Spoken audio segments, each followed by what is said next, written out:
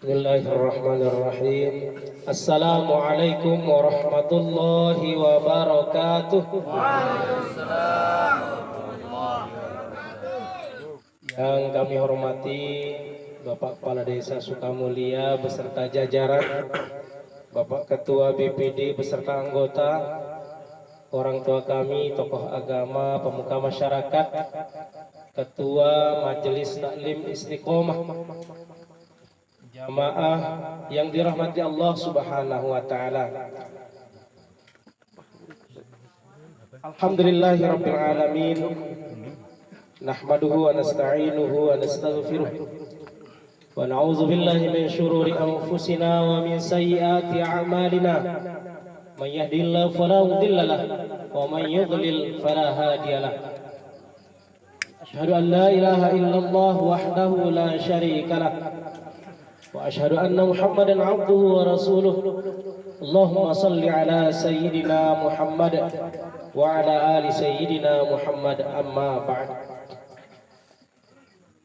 Puji syukur marilah senantiasa kita panjatkan kehadirat Allah Subhanahu wa taala. Karena alhamdulillah di bulan yang mulia ini, bulan yang kita tunggu-tunggu, yakni Rabiul Awal, di mana bulan ini dilahirkan Rasulullah sallallahu alaihi wasallam. Kita masih diberikan umur panjang, diberikan kesehatan, diberikan kesempatan untuk hadir di tempat ini. Dan insya Allah kehadiran kita ini akan memberikan kita umur yang panjang, akan memurahkan rezeki kita, dan dijauhkan kita dari segala macam bala bahaya. Amin ya rabbal alamin. Salawat dan salam semoga tercurah kepada baginda Rasulullah sallallahu alaihi wasallam. Dengan harapan semoga kita semua, keluarga kita, mendapatkan syafaat beliau di hari kiamat nanti. Amin ya rabbal alamin. Kaum muslimin, jamaah Majelis Taklim Istiqomah dan para tamu undangan yang dirahmati Allah Subhanahu wa taala. Pada malam hari ini kita telah menyelesaikan salah satu sunnah anjuran Rasulullah sallallahu alaihi wasallam. Pertama-tama saya mengucapkan selamat kepada kedua orang tua dari yang sudah dicukur tadi. Bapak Ibu hadirin rahimakumullah, ada 7 kegiatan yang sangat dianjurkan oleh Rasulullah sallallahu alaihi wasallam tatkala ada anak lahir. Mana yang 7 itu Bapak Ibu? Yang pertama adalah mengazankan dan mengiqomahkan tatkala bayi itu lahir. Maknanya apa Bapak Ibu hadirin? Maknanya adalah agar pertama kali suara yang didengarkan oleh seorang bayi yang baru lahir adalah nama Allah Subhanahu wa taala. Ini akan mengikat akhlak dari bayinya sampai dewasanya nanti. Dengan kita mengazankan di telinga kanannya dan mengiqomahkan di telinga kirinya. Dan insya Allah saya yakin dan percaya semua bayi yang lahir sudah kita azankan dan sudah kita iqomahkan. Kalaupun belum, mari yang lahir baru 1 minggu, 2 minggu, mungkin belum kita azankan, orang tuanya lupa mengazankan, silahkan diazankan. Ini sangat dianjurkan oleh Rasulullah SAW. Inilah yang pertama yang sangat dianjurkan. Tatkala lahir seorang bayi, laki-laki maupun perempuan, maka kita azankan di telinga kanannya dan kita iqomahkan di telinga kirinya. Lalu yang kedua hadirin adalah memberikan nama yang terbaik. Jangan-jangan tatkala kita melihat ada artis yang kita sukai, idola kita kait-kaitkan dengan artis itu. Sebab ini akan menjadi panggilan kita Bapak Ibu. Nama anak yang pertama itu akan menjadi panggilan kita di akhirat nanti. Bukan nama asli kita ini yang diberikan oleh orang tua, tapi nama Abu siapa misalnya, Abu Muhammad, Abu Maryam, bapaknya Maryam, bapaknya Muhammad, itu yang disebut nanti di akhir zaman. Di pada mahsyar itu akan disebut. Bukan nama yang melekat warisan orang tua kita, tapi nama yang kita berikan kepada anak tertua kita yang akan kita bawa nanti di akhirat. Maka baik-baiklah memberikan nama ini. kepada putra putri kita, Bapak Ibu hadirin. Ini yang kedua, memberikan nama. Yang ketiga, nah yang kita lakukan tadi, mencukur, ngurisan. Jadi ini adalah sunnah Rasulullah yang sangat dianjurkan. Maknanya apa, Bapak Ibu hadirin? Mencukur ini, ngurisan ini. Jadi biasanya kalau orang Lombok yakin ya, orang Lombok itu yakin ada kakak namanya.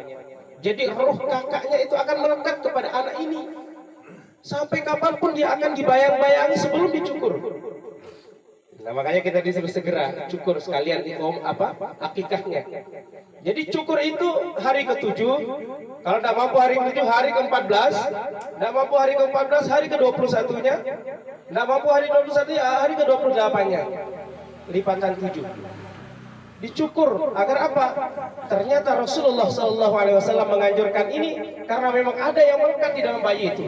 Ada makhluk halusnya yang selalu membentang pundaknya, kakinya, tangannya kadang diganggu, tapi setelah dicukur dia bebas.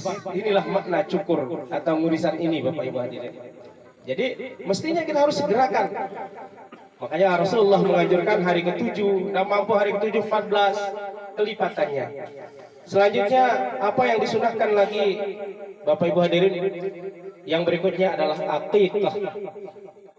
Dalam salah satu riwayat Rasulullah SAW bersabda yang artinya setiap anak yang dilahirkan maka jiwanya tergadai dan penebusnya adalah aqiqah. Bayangkan Bapak Ibu hadirin, kalau kita punya emas, punya barang berharga, kita gadai, tidak bisa kita manfaatkan. Begitu juga anak kita, mestinya harus kita aqiqahkan agar kita mendapat manfaat dari anak itu. Kata ulama, kalau ada anak kita berzikir, pahalanya kemana? Ke orang tua. Baca salawat anak kita ke orang tua. Tapi anak ini belum terjadi, Bapak Ibu, belum kita aqiqahkan. Di dalam salah satu riwayat, maka orang tuanya tidak akan mendapatkan manfaat daripada mengaji anaknya, salawat anaknya, zikir anaknya. Kenapa? Karena belum aqiqah, belum ditebus. Sahih, Bapak Ibu hadirin. Jadi setiap anak yang dilahirkan di dunia ini, maka jiwanya tergadaikan. Namanya barang gadai ya sudah. Belum kita tebus, tidak ada manfaat untuk kita. Anak kita pergi mengaji, tidak manfaat. Kenapa? Belum kita tebus, belum kita aqiqahkan. Jangan marah Bapak Ibu kurang amal dari anak. Karena kewajiban kita, salah satu sunnah yang sangat dianjurkan oleh Rasulullah. Oh, anak saya dapat pahala dari anak saya sekolah, mengaji, baca salawat, anak saya pintar azan. Tidak dapat Bapak Ibu. Kenapa tidak dapat? Belum ditebus anak Bapak Ibu. Lalu dengan apa kita tebus? Aqiqah. Kalau laki-laki 2 ekor kambing, kalau perempuan 1 ekor kambing. Tidak pernah kita disuruh sapi Bapak Ibu. Tapi karena kemampuan orang Labangka, alhamdulillah aqiqahnya pakai sapi. Kiasnya kita kiaskan saja. Lebih banyak ya lebih bagus. Tapi Rasulullah mengatakan laki 2 ekor kambing, perempuan 1 ekor kambing. Teringat saya Bapak Ibu, tatkala saya istri mau melahirkan anak yang kedua, sudah saya sebutkan 2 ekor kambing. Ini arti anak saya laki-laki. Ternyata yang lahir perempuan, alhamdulillah, ya 1 ekor kambing lah yang kena. Nah jadi ternyata Bapak Ibu, ini perlu kali kita saling mengingatkan. Kita berharap dari anak cucu kita pahala, Fatihah dan lain sebagainya, pahala mengajinya, pahala zikirnya, pahala sholatnya. Anak yang belum balik akan lari ke orang tua. Tatkala orang tua sudah menebus anak itu dengan aqiqah. Jangan salah, kita banyak berharap pada anak kita, tapi kita belum tebus mereka. Masih digade di pegadaian, digade di FIF, digade di bank. Ayo kita tebus mereka. Kita aqiqah, gampang aqiqahin 1 ekor kambing. Carikan, potong ya. Maka segala perbuatan baik anak itu akan kembali kepada orang tuanya. Inilah yang mungkin harus kita sebar ke masyarakat kita. Kita terlalu banyak berharap ke anak-anak kita, ternyata riwayatnya sahih Bapak Ibu. Kita tidak akan mendapatkan pahala hafiznya anak kita. Bangga kita anak kita hafizah 30 juz. Ternyata tidak dapat apa-apa kita. Kenapa? Belum kita tebus anak kita dengan akikah itu. Lalu bagaimana dengan kita ini? Orang tua belum mengakikahkan kita. Ya kalau kita sudah mampu sekarang akikahkan sendiri. Buat acara kecil, tidak usah rame-rame. Potong kambing. Kalaupun tidak bisa kita masak, kita bagi dengan mentah-mentah. Boleh tidak? Boleh. Banyak riwayat yang dengan boleh. Bagi dengan mentah. Masak boleh dimasak. Setelah masak kita bagi-bagi. Buat nasi kotak, taruh di sana daging kambing yang sudah dibuat. Jadi Bapak Ibu yang dirahmati Allah Subhanahu wa taala, itu yang berikutnya. Lanjutnya, apa sunnah yang berikutnya? Menyusui 2 tahun. Harus kita ikuti Rasulullah. Disusui 2 tahun. Jangan sampai belum 2 tahun, nah karena kita repot mau bekerja di lahan, mau nanam jagung, mau mupuk jagung, repot. Kita aja. Lalu pengedeng oat, ada searwarusah. Ini sunnah, sangat dianjurkan oleh Rasulullah. Menyusui 2 tahun. Ada nih dengan amak doang ngorek menyusu. Anak kembing ngorek anak dah 2 tahun. Amin tidak lama jadi ini kuat. Kalau bapaknya nyusu dari, nah ini bedanya laki-laki dan perempuan Bapak Ibu. Kalau anak perempuan nyusunya 2 tahun, kalau anak laki nyusunya dari kecil sampai tua. Beda laki-laki perempuan. Anak ini aja 2 tahun nyusu. Kalau anak laki-laki dari kecilnya nyusu sampai tua. Jadi mohon maaf. Jadi ini Bapak Ibu. Ternyata sahih itu Bapak Ibu. Jadi ini adalah anjuran Rasulullah SAW menyusui 2 tahun. Berikutnya apa? Yang dianjurkan oleh Rasul ada 7 Bapak Ibu tadi, yang saya sebut tadi, adalah memberikan kurma tatkala anak ini bayi lahir. Belum kita coba. Jadi sebulan atau 7 hari belum lahir istri kita siapkan kurma 1. Jangan banyak-banyak, sedikit aja. Ambil kurma, lalu kita kunyah kurma itu selembut-lembutnya. Lahir bayi, kunyah kurma oleh bapaknya, lembut-lembutnya masukkan ke dalam mulut sang bayi. Kalau belum adik, cari kurma sekarang. Kunyah nanti oleh bapaknya, selembut-lembutnya kasih sedikit aja, nggak usah banyak. Masukkan. Kata dokter nggak boleh masuk apa-apa, masukkan kurma. Apalagi kalau ada kurma ajwa Bapak Ibu. Maknanya apa? Maknanya adalah insya Allah anak ini akan mengenyam kehidupan yang manis kurma. Dari kecilnya sampai dewasa, sampai besar, sampai tuanya akan manis kehidupannya. Insya Allah tidak akan susah, itu yang pertama. Yang kedua apa? Kata-kata bapaknya akan didengar. Kata-kata orang tuanya, perintah orang tuanya cepat dia tanggap. Adin marah itu laek, sak toa ini kan tetap pernah itu tekunya, baik tetiwak dengan toa cimi, tepapak sekali lembut, kecil, mati terjadi. Kita ikuti perintah orang tua kita. Anak sekarang tidak ada Bapak Ibu, suruh belanja di kios, mana upah saya? Suruh, nanti dulu Bapak, ini sedikit lagi game. Kenapa? Belum pernah ada enzim orang tuanya masuk ke mulut anaknya.